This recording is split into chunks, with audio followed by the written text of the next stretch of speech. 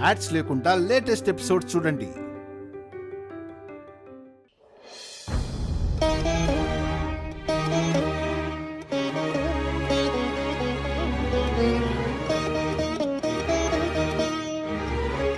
Sir sir ఆగండి sir. ఎవరండి మీరు? నువ్వు కొత్తగా ఉద్యోగంలో చేరావా బాబు? అవును సార్, కొత్తగా అపాయింట్ చేశారు మా మేడం. మీ మేడం అంటే? Aishwarya madam sir. ఆ మేడంని కలవడానికి వచ్చాను. మా మేడంని కలవడానికి వచ్చేవాళ్ళందరూ దర్జాగా కారులో వస్తారు సార్, ఇలా నడిచేవరూ రారు. నేను ఇలా నడిచి వచ్చే పరిస్థితి కల్పించింది మీ మేడమ్మే. ఆవిడతో అర్జెంటుగా మాట్లాడాలి. సార్ సార్ ఆగండి సార్.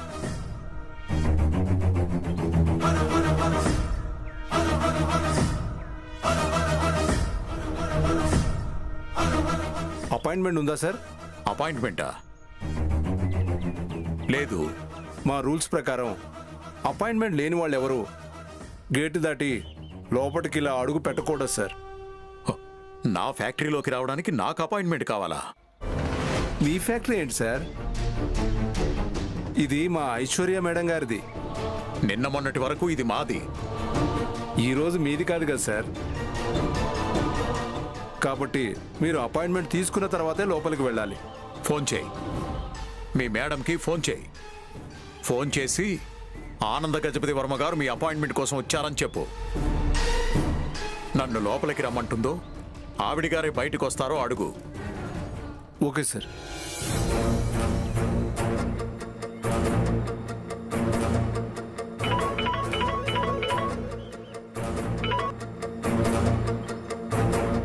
హలో. హలో మేడం, మిమ్మల్ని కలవడానికి ఎవరు ఆనంద గజపతి వర్మ గారు వచ్చారు. ఎవరు ఆనంద గజపతి వర్మ? అవును మేడం. లోపలికి వస్తున్నాడా? లేదు మేడం, అపాయింట్మెంట్ లేదని చెప్పి నేను గేట్ దగ్గరే ఆపేశాను. మంచి పని చేశావు. లోపలికి పంపించమంటారా మేడం? వద్దు, నేనే అక్కడికి వస్తున్నానని చెప్పు.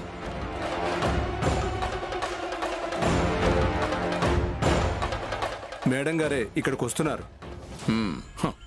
ఆవిడ్ని కలవడానికి నేనొస్తే నన్ను కలవడానికి ఆవిడే గేటు దగ్గరకు వస్తుంది. ఇప్పుడు అర్థమైందా నా రేంజ్ ఏంటో? అర్థమైంది సార్.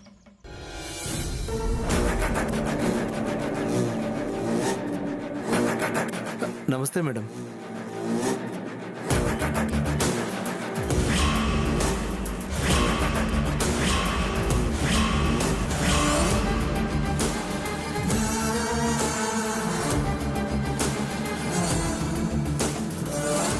ఎందుకు వచ్చారు? ఇంకా ఇది AAA మసాలా కంపెనీ అని అనుకుంటున్నారా?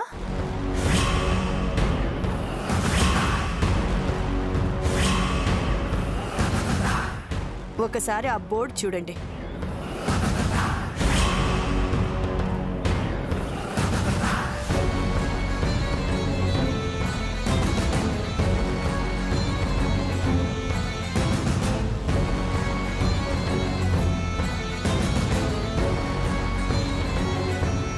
చూశాను.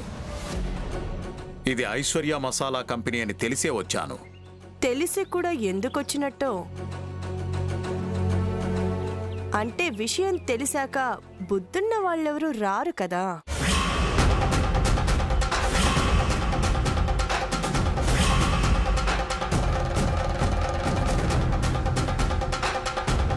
బుద్ధి చెప్పడానికే వచ్చాను. మీరు నాకు బుద్ధి చెప్పడం ఏంటి? నాన్సెన్స్.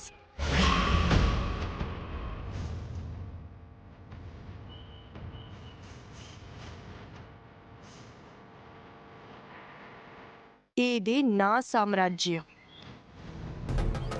వీళ్ళందరూ నా మనుషులు.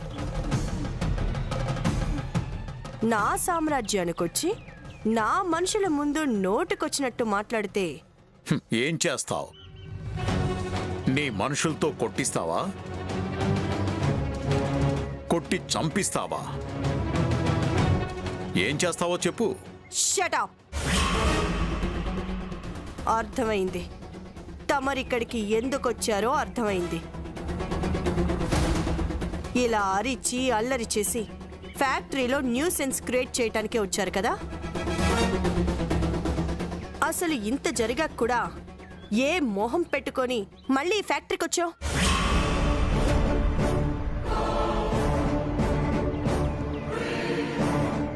ఆ ప్రశ్న నేను నిన్నడగాలి.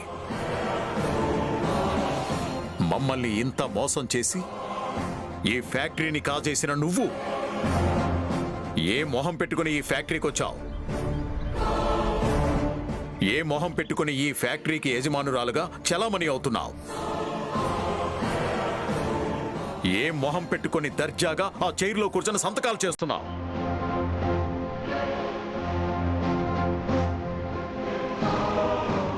ఆపండి.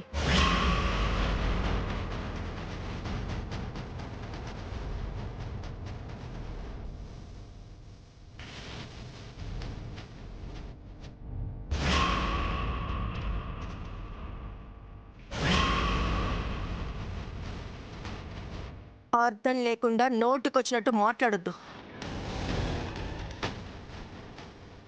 లీగల్గా ఇక్కడికి వచ్చే హక్కు నాకుంది.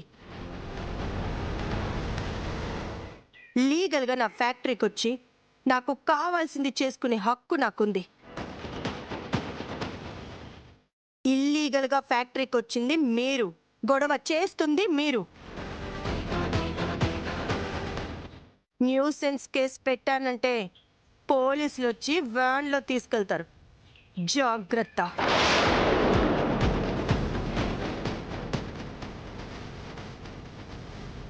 ఏంటి బెదిరిస్తున్నావా? కాదు, హెచ్చరిస్తున్నాను. నువ్వు నన్ను హెచ్చరించడం ఏంటి?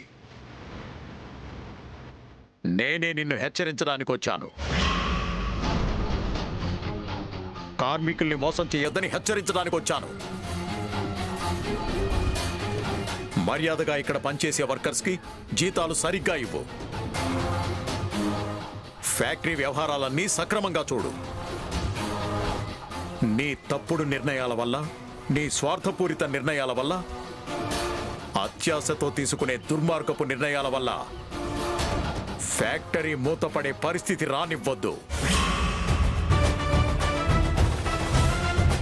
అలాంటి పరిస్థితి వస్తే 100 కుటుంబాలు రోడ్డున పడతాయి.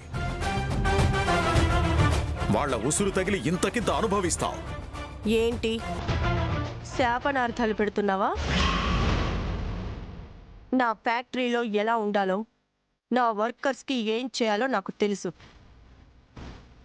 నీ ఉచిత సలహాలేం అక్కర్లేదు. మర్యాదగా వచ్చిన దారినే వెళ్ళిపో.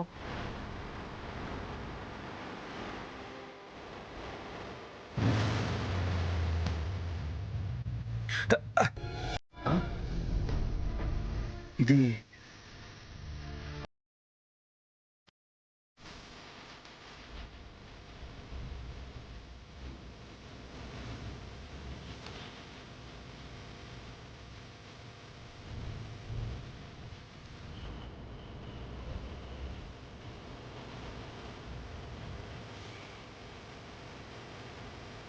చూసావా శ్యామ, ఐశ్వర్య వదిన మన కంపెనీని ఎలా రోడ్డు మీదకి తీసుకొచ్చిందో?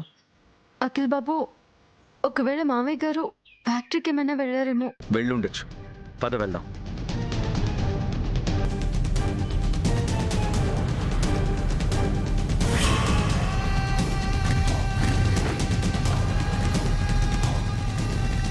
ఏంటి ఇంకా ఇక్కడే నిలబడ్డావు?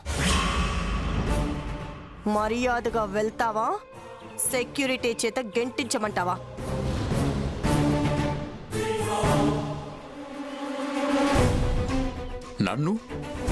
నన్ను సెక్యూరిటీ వాడితో గెంటిస్తావా? మనిషికొక మాట, గొడ్డుకొక దెబ్బ అంటారు కదా. మాట వినకపోతే దెబ్బ కొట్టి అదిలించాలి కదా. అంత అవసరం లేదు. నేను మనిషినే కాబట్టి నాకు మాట చాలు. నువ్వు గొడ్డువి కాబట్టి దెబ్బతింటావు. ఏదో ఒకరోజు దెబ్బతినడానికి సిద్ధంగా ఉండు.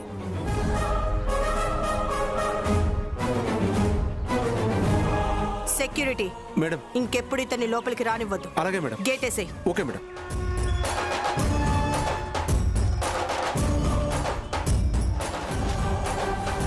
డాడీ ఏం డాడీ ఇది? మీరు ఎక్కడికి వచ్చారండి? నా కర్మరా. పదండి డాడీ.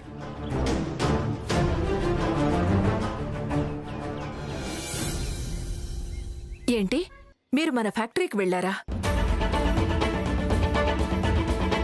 అవును వసంత, వెళ్ళాను.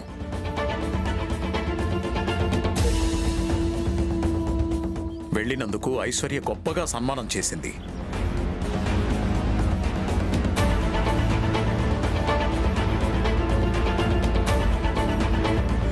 ఇది ఐశ్వర్య మసాలా కంపెనీ అని తెలిసే వచ్చాను.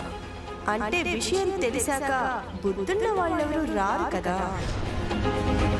మర్యాదగా వెళ్తావా, సెక్యూరిటీ చేత గెంటించమంటావా? చిచ్చి, అది అసలు మనిషేనా?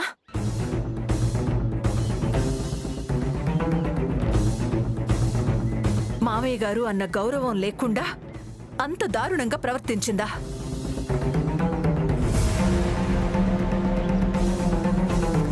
కనీసం వయసులో పెద్దవాళ్ళు అన్న మర్యాద కూడా లేకుండా అంత నీచంగా ప్రవర్తిస్తుందా? అసలు మీరు ఫ్యాక్టరీకి ఎందుకు వెళ్లారు? వెళ్లకుండా ఉండలేకపోయాను వసంత. మా తాత ముత్తాతలు ఎంతో మందికి జీవనోపాధి కల్పించడం కోసం ఆ కంపెనీని స్థాపించారు.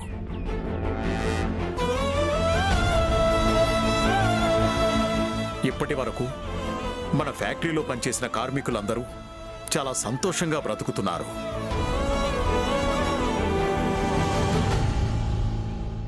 ఇప్పుడు ఆ కంపెనీ స్వార్థపర్రాలైన ఐశ్వర్య చేతిలోకి వెళ్ళిపోయింది వసంత.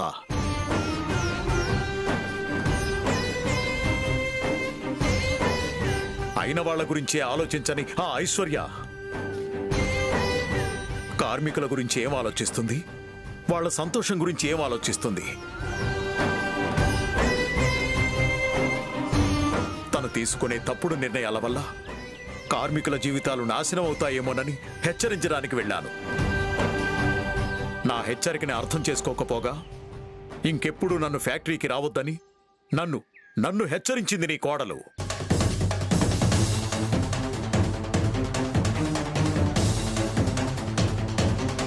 చిచ్చి, నా కోడలేంటి? అది నా కోడలు కానే కాదు. మనల్ని ఎంత మోసం చేసిన మనిషి, మిమ్మల్ని ఇంత అవమానపరిచిన మనిషి నా కోడలని చెప్పడానికి సిగ్గేస్తోంది. ఈ క్షణం నుంచి అది నా కోడలు కాదు, నేను దానికి అత్తని కాను.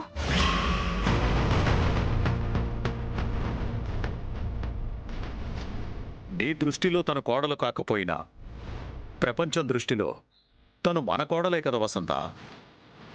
పలానా ఆనంద గజపతి వర్మ గారి కోడలు, పలానా వసంత గారి కోడలు ఇంత దారుణం చేసింది, ఇంత నీచం చేసింది అని అందరూ అనుకుంటారు కదా.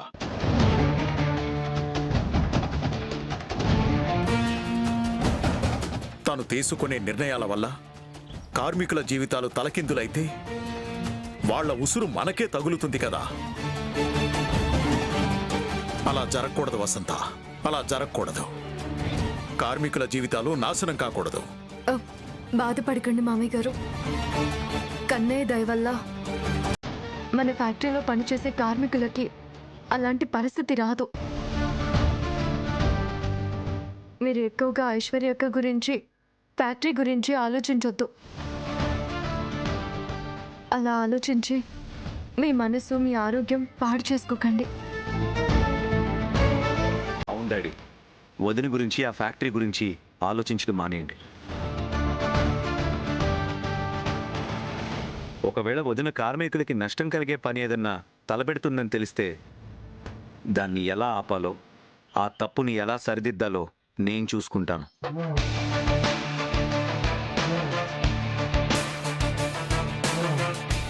డాడీ, మీరు దాని గురించి ఆలోచించకుండా నిశ్చింతగా ఉండండి. Everything will be all right. ఏమి నిశ్చింతో ఏంటో ఐశ్వర్యలో మార్పు వచ్చేంత వరకు నాకు నిశ్చింత రాదేమో అనిపిస్తోందిరా.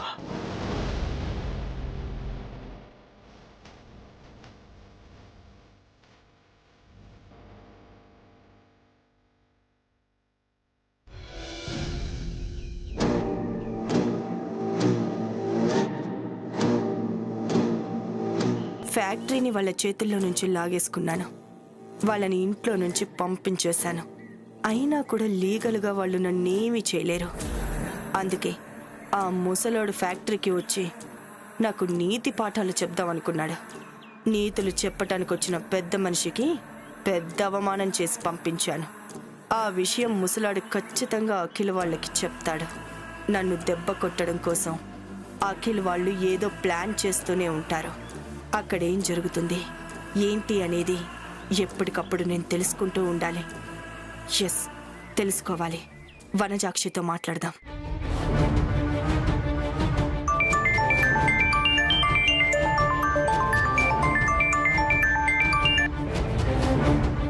హలో మేడం, ఎక్కడున్నావు? ఇంటి దగ్గరే ఉన్నాను మేడం. దగ్గరలో శ్యామ వాళ్ళెవరూ లేరు కదా? ఆ, ఆ, లేరు మేడం. ఓకే, నీతో ఒక ముఖ్యమైన విషయం మాట్లాడాలి. ఎవరి గురించి మేడం? శ్యామ వాళ్ళ గురించేనా మాట్లాడాల్సింది? అవును, చెప్పండి మేడం. శ్యామ వాళ్ళని ఏం చేయాలి? అది ఫోన్లో చెప్పేది కాదు, డైరెక్ట్గా కలిసి మాట్లాడుకోవాలి. అయితే మా ఇంటికి వస్తారా ఇప్పుడు? శ్యామ వాళ్ళకి తెలియకుండా మనం మాట్లాడుకోవాలి. ఓ, శ్యామ వాళ్ళకి తెలియకుండా మనం మాట్లాడుకోవాలా? అయితే ఎక్కడికి రమ్మంటారో చెప్పండి మేడం, నేనే అక్కడికి వచ్చేస్తాను. నేను లొకేషన్ పంపిస్తాను, నువ్వు అక్కడికి వచ్చేయ్. ఓకే మేడం, తొందరగా లొకేషన్ పెట్టండి. తొందరగా నేను అక్కడికి వచ్చేస్తాను. తొందరగా మనం మాట్లాడేసుకుందాం. తొందరగా నేను పని పూర్తి చేసేస్తాను. మీరు తొందరగా డబ్బులు ఇచ్చేద్దరు గాని.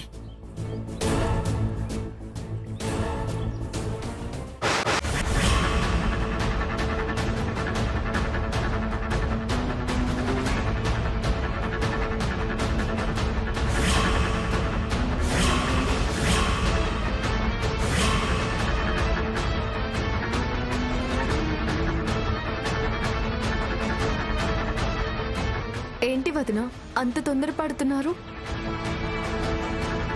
ఎక్కడికి వెళ్ళడానికి అంత తొందరపడుతున్నావు?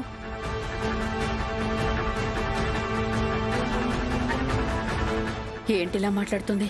కొంపదీసి వినేసిందా ఏంటి కర్మ? నాకు అర్థమైంది వదిన, నువ్వు ఎక్కడికి వెళ్తున్నావో నాకు బాగా అర్థమైంది.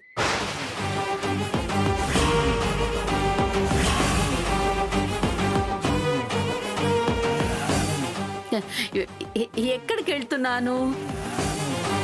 ఎవరో అప్పుల వాళ్ళ దగ్గరికి వెళ్తున్నావు డబ్బులు వసూలు చేయడానికి, అంతే కదా?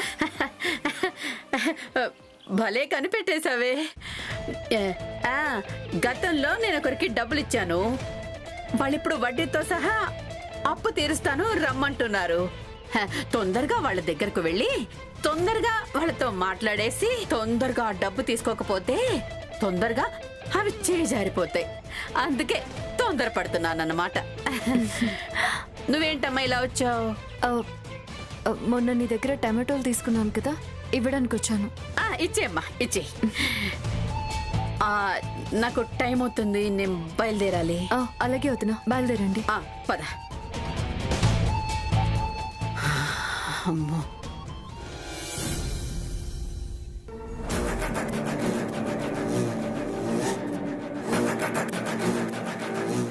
సారీ మేడం, రావడం కొద్దిగా లేట్ అయింది. పర్లేదు, చెప్పండి మేడం. ఏదో ముఖ్యమైన విషయం మాట్లాడాలన్నారు. నువ్వు నాకు ఒక పని చేసి పెట్టాలి. ఒక్కటేంటి మేడం, 100 పనులు చేయమన్నా చేస్తాను. ప్రతి పనికి తగిన పారితోషికం ఇస్తారు కదా మీరు. ఈ పని ఆ పనుల్లాగా గంట అరగంట పని కాదు. 24 గంటలు నువ్వు డ్యూటీలో ఉండాల్సిన పని. 24 గంటలు డ్యూటీనా? అవును, నీ పని నువ్వు చేసుకుంటూనే నా పనిలో కూడా నువ్వు ఉండాలి. ఏంటి మేడం ఆ పని? శ్యామ వాళ్ళ మీద నువ్వు కన్నేసి ఉంచాలి. 24 గంటలు నువ్వు వాళ్ళ మీద కన్నేసి ఉంచాలి. 24 గంటలు వాళ్ళ మీద కన్నేసి ఉంచేంతగా అవసరం ఏమొచ్చింది మేడం? ఆ అవసరాలు, ఆ వివరాలు నీకు అనవసరం. శ్యామ వాళ్ళ ఇంట్లో ఏ క్షణం ఏం జరుగుతుందో, ఎవరు ఏం ఆలోచిస్తున్నారో ఎప్పటికప్పుడు నువ్వు తెలుసుకొని నాకు తెలియజేయాలి. అలాగే మేడం. వాళ్ళు నిద్ర లేచి పళ్ళు తోముకుంటున్న దగ్గర నుంచి రాత్రి పక్క వేసుకొని పడుకునేంత వరకు మీకు ప్రతిదీ చెప్తాను. పళ్ళు తోముకోటాలు, పక్కలేసుకుని పడుకోటాల గురించి నాకు చెప్పక్కర్లేదు. వాళ్ళు మాట్లాడుకునే ముఖ్యమైన విషయాలు నాకు చేరవేయాలి. ఓకే మేడం, అలాగే చెప్తాను. గుడ్. 24 గంటలు డ్యూటీ అంటున్నారు, మరి పారితోషికం? నువ్వు ఊహించిన దానికంటే ఎక్కువే ఇస్తాను. దాని గురించి నువ్వేం ఆలోచించకుండా చెప్పిన పని చెయ్యి. Okay madam.